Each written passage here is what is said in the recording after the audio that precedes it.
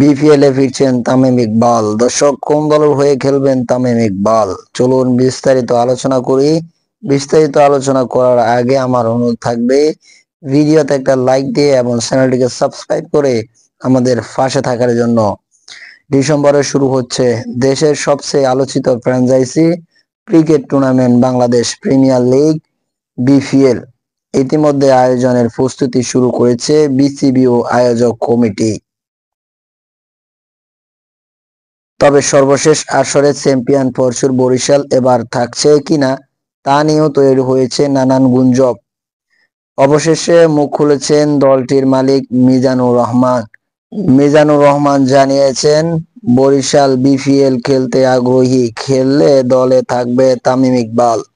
সাম্প্রতিক সময়ে সব ধরনের ক্রিকেট থেকে দূরে থাকার ঘোষণা দিয়ে আলোচনায় আসছেন তামিম। অনেকেই মনে করেছিলেন তার এই সিদ্ধান্ত বিপিএলেও প্রভাব ফেলবে, তবে বরিশালের মালিক ভিন্ন মত পোষণ করেছেন। তিনি বলেছেন, আমি মনে করি না তামিম বিপিএল খেলবে না। যেই ক্রিকেট বয়কটের কথা বলেছেন তামিম, সেটা সাধারণ ম্যাচের প্রসঙ্গে।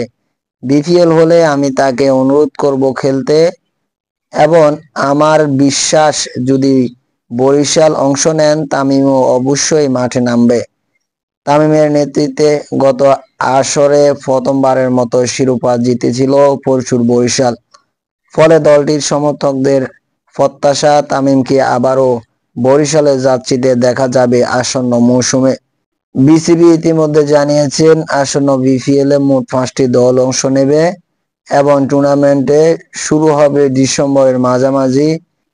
এখন দেখার বিষয়, পরশুর বরিশাল ও তামিম ইকবাল আবারও একসাথে মাঠে মাতাতে পারবেন কি।